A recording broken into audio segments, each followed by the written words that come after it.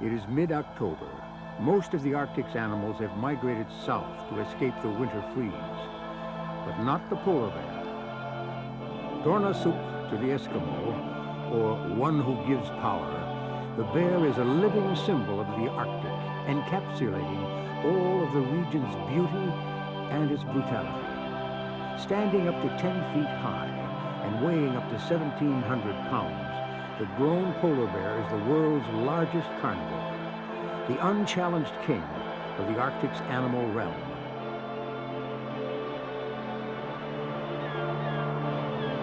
Now this realm is being encroached upon by the presence of modern man. Is the bear, this fine-tuned machine, equipped by nature to survive the challenges of the inhospitable land, equipped to survive this, its first and greatest threat?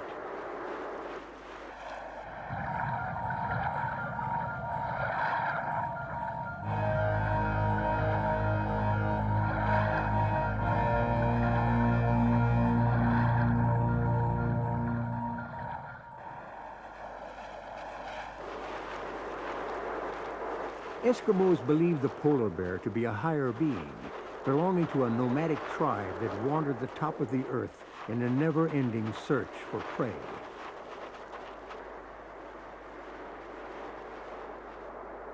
But the opening of the Arctic to scientific research has defused the bear's myth. It is true that they roam the ice pack for months at a time, but they do so within a well-defined area and are each a member of a distinct group.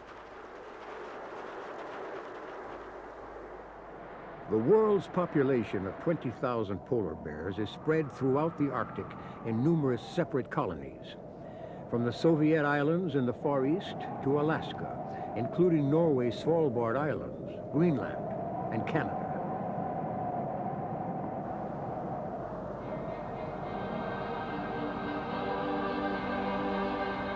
Here in the fall on the western shores of Hudson Bay, bears collect to await the forming of the ice pack.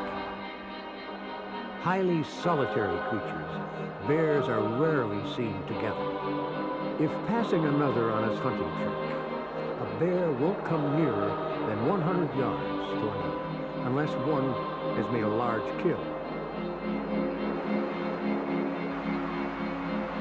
The bear is biologically classified a marine mammal and plays a key role in the ecosystem of Arctic waters. Lying at the top of the food chain, the bear will often leave all but the fat of its kill on the ice. Entire colonies of lesser animals survive by scavenging what remains. To prepare for the lean summer months that lie ahead, polar bears need to eat at least 4 pounds of seal blubber a day during the winter. They hunt the margins of the pack and are as at home on the ice as they are in the water. Using their great forepaws like oars and their hind legs like a rudder, they can swim up to 100 miles in one day.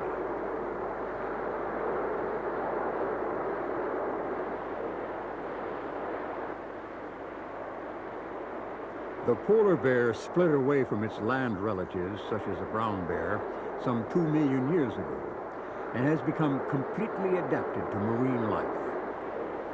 Mothers will teach their cubs to swim almost as soon as they learn to walk. In recent years, the bear has become the subject of intense scientific research designed to protect what was once thought to be an endangered species. Helicopter pilot Steve Miller is a veteran of the census program, which takes place every year in the Hudson Bay area. Well, this whole population, there's about 1,200 bears, and right now there are approximately 70 bears within 4 to 5 miles of this spot we're standing on.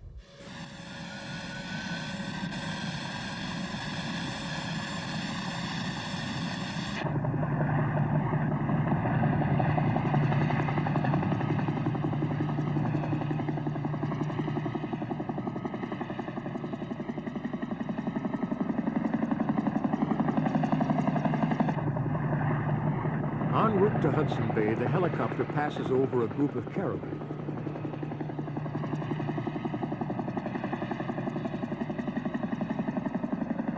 Okay, today we're just going to head down into the trees and hope to pick up 2 or 3 animals that will be moving back out onto the ice pretty soon. There should be well on the way this time. There's the denning area holds about 50 or 60% of the bears during this type of season, and they're all should be on the move now out to where we can pick them up easily and tag them.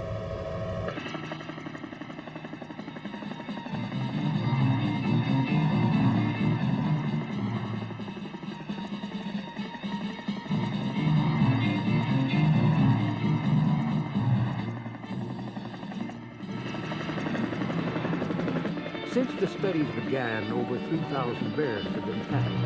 The aim of this program is to monitor the bears' population, migration, diet, and denning habits. The plentiful supply of prey in this area makes it a prolific breeding ground for bears. Regardless of this, the cub mortality rate remains high, up to 40%.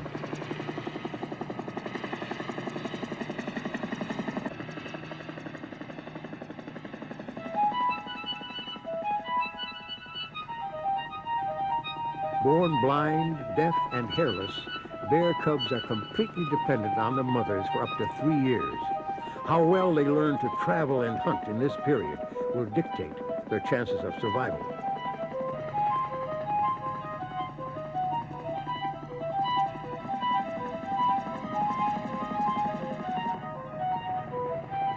Once mature, a polar bear is nearly immortal, with a 95% survival rate. Males can expect to live up to 28 years and females 32.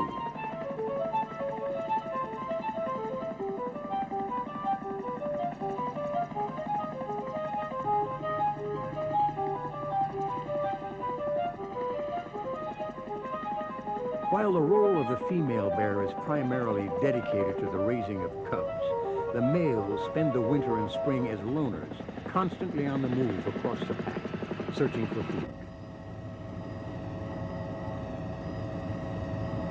These are the bears the scientists are looking for. Solitary males are the most difficult bears to locate.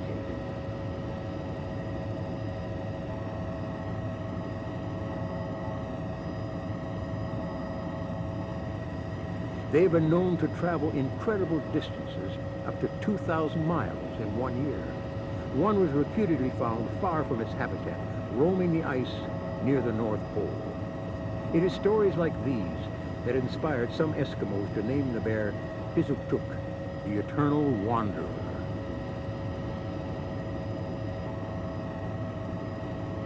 Canadian wildlife biologist Dr. Malcolm Ramsey is a specialist in this field. His task is to log the bear's sex, weight, and estimated age, and collect data for diet studies.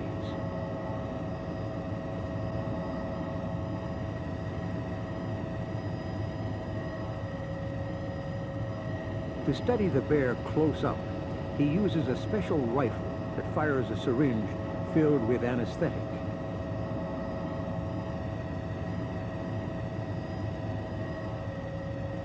Elaboration of data collected in operations such as this revealed that bears violate all precepts of dieting. They can triple their weight in a 3-month period and then live off this storage for 6 months more.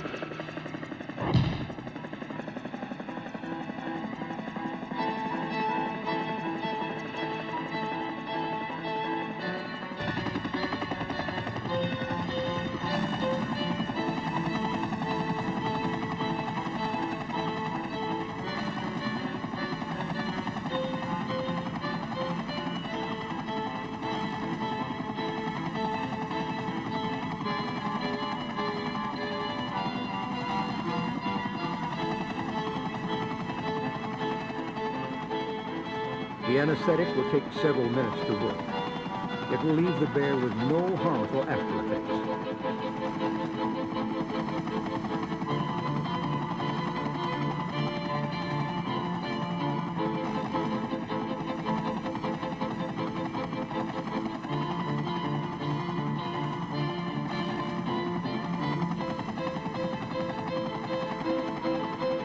The annual census is important because it helps to establish hunting quotas. This effectively restricts the only recognized threat to the bear's existence: indiscriminate hunting.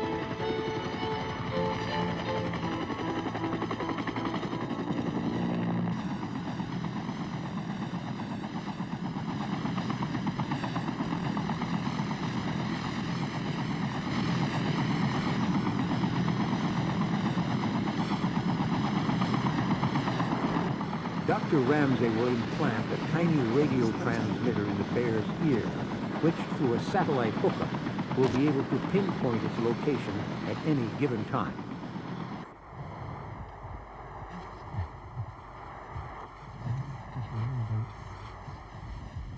Although the bear may appear defenseless, it is always a threat. It remains aware and must be approached with caution to minimize the impact of a hostile presence in such close proximity.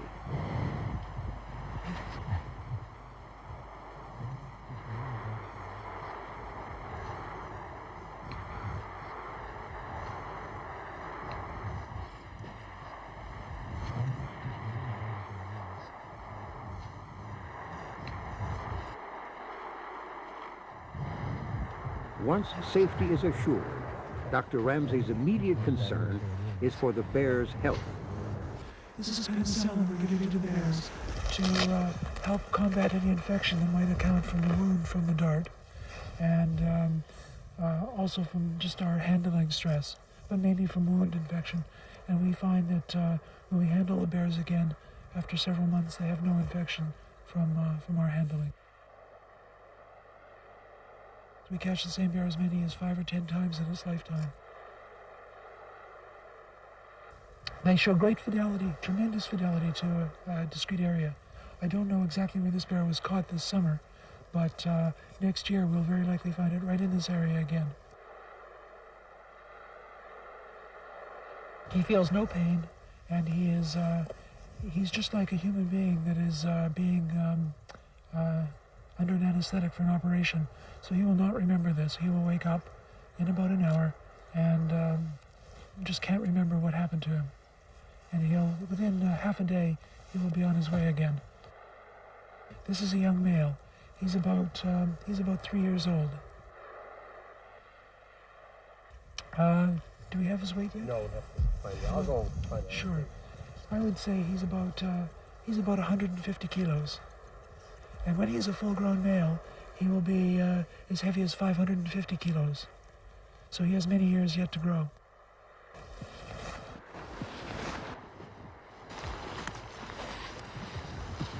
The bear's coat has unique refractive qualities that keep it cool in the summer and protects the thick blubber layer which keeps it warm in the winter.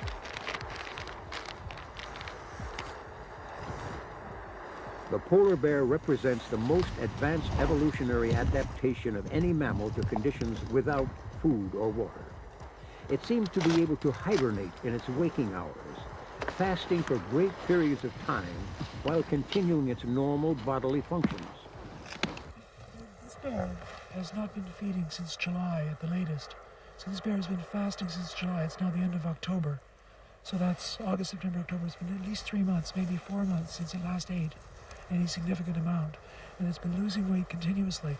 This is about as low as he's going to get, because in about a month, he'll be back out on the sea ice hunting seals again, and he'll be able to grow fat.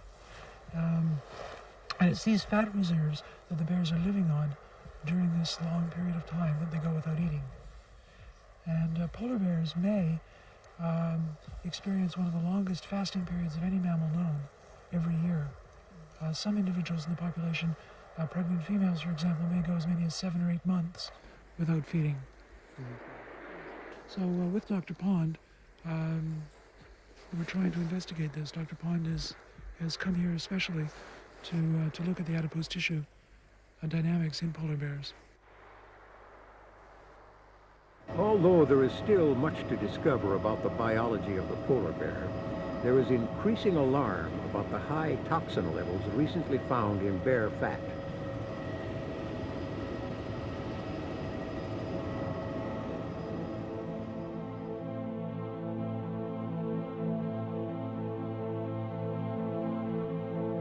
Pollutants such as DDT and PCBs present in pesticides and the toxic runoff from mining and drilling operations have now spread throughout the Arctic food chain.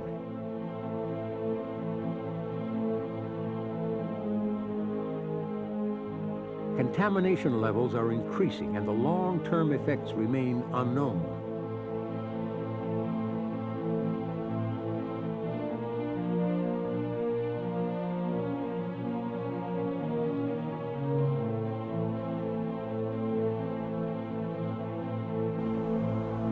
The threat of chemical pollution is not only present in the food chain, but also in the air. Recent theories claim that the consequences of global warming, the chemical destruction of the ozone layer, could alter the structure of Arctic ice and the precise timing of its formation, so essential to the bear's hunting patterns. The coming of the winter freeze signals the start of the bear's migration. The cold can arrive so suddenly and so sharply that the pack traps all in its path.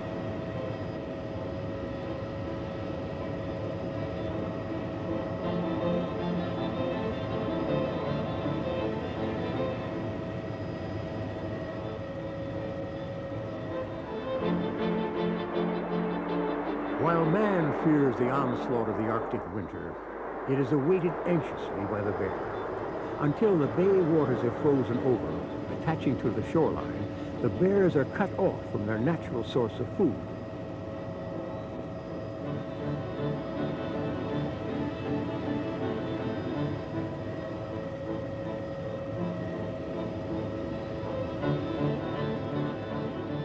Churchill, Manitoba, gateway to the high Arctic. This last outpost of civilization lies on the western shore of Hudson Bay, at the edge of the tree line, and directly in the polar bear's migratory path.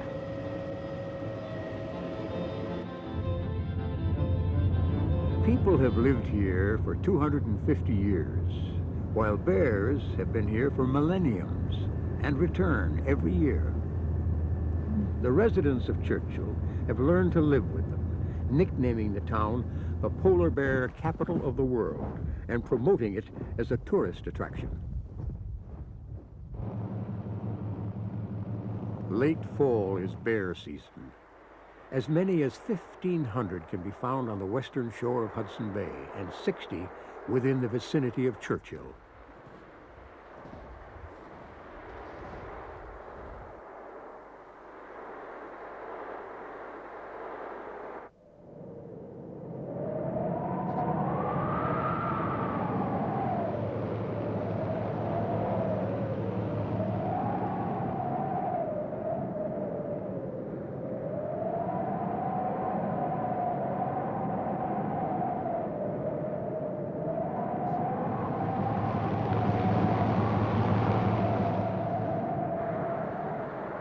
Living in a state of forced coexistence has brought about its share of problems and solutions.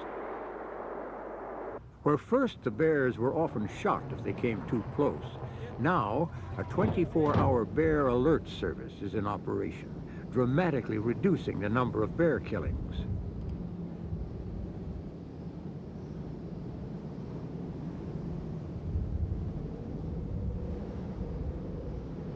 Afflicted with notoriously poor eyesight, the polar bear instinctively follows its nose, so important on the ice.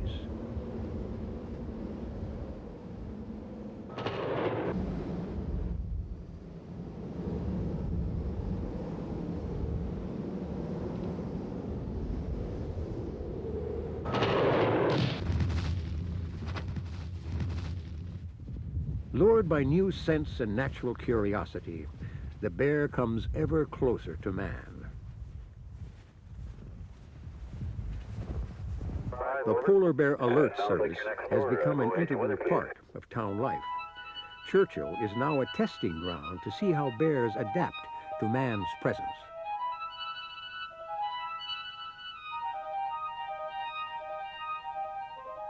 They will not attack a human unless hungry or provoked. In 20 years in all of North America, and that includes Alaska, There have only been 10 people killed by polar bears. Mainly they're just curious. Dan Gurevich has been coming to Churchill to photograph polar bears for the last 20 years.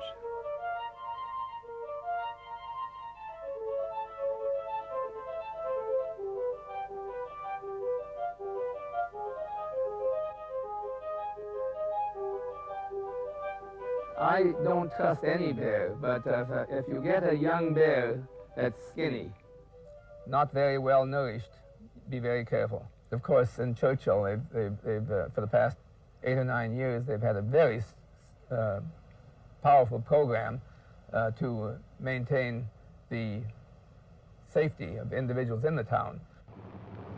The primary concern of the Alert Service is the garbage bears. Bears who have discovered the dump on the edge of town and are beginning to use it as an alternative food source to hunting on the pack.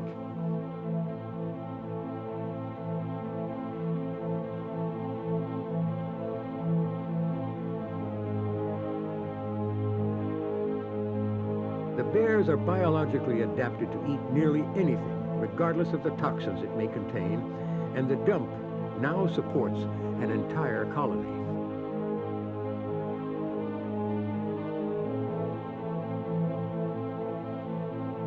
Scientists are increasingly concerned that this marked change in the bear's feeding habits is not only physically damaging, but could destroy its ability to survive in its natural habitat.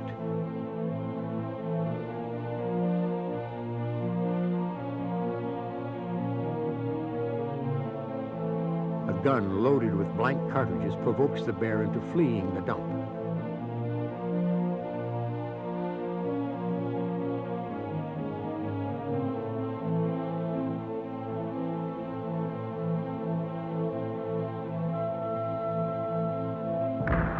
In this particular case, the bear has fled toward the airport. During the winter, the town's only link with the outside world, creating a potential threat. Once again, a syringe gun is used.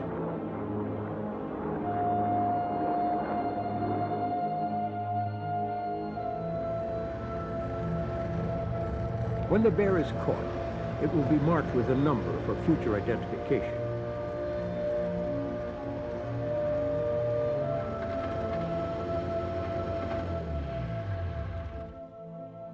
Only a few hundred yards from the departure terminal, the drug takes effect.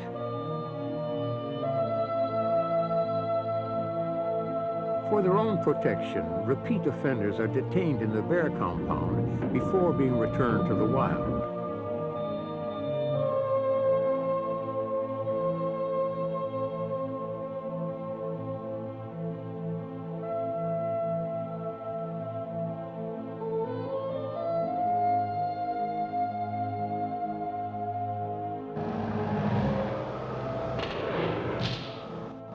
Blank cartridges are used again when the bear is released to encourage it to head back into the wild.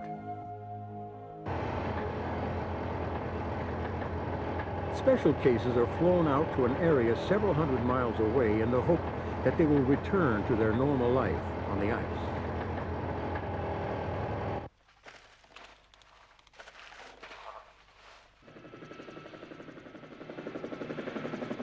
An ideal place to observe the polar bears in their natural habitat is at Cape Churchill, where the bears traditionally wait for the ice.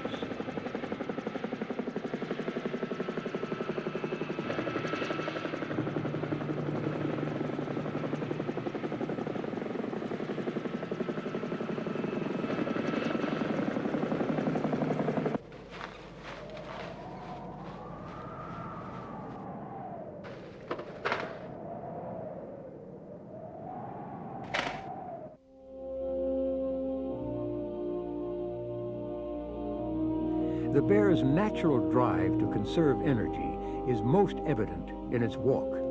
This slow, loping gait with the back foot going directly into the print of the front foot is actually nature's way of controlling its body temperature. In spite of its incredible strength, able to knock a beluga whale senseless with one blow, the bear uses twice as much energy to move as other animals.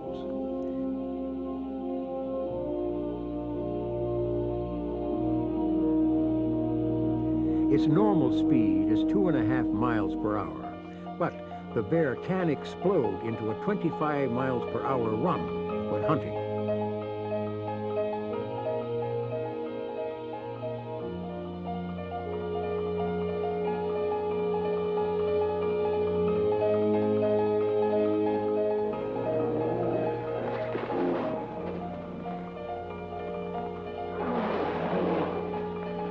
At Cape Churchill, the hierarchy of the bears is revealed. Mothers and cubs stay separate from the loner males. Adolescents team up for brief friendships and engage in mock fights.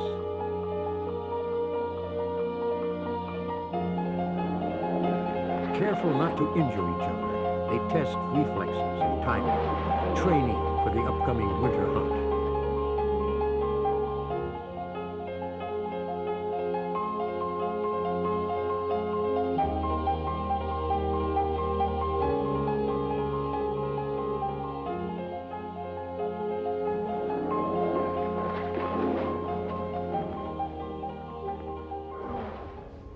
Winter closes in, and the land-fast ice is formed, giving the bears access to the pack. Away from the presence of man and into their realm, the bear reclaims its dominant role, king of the Arctic.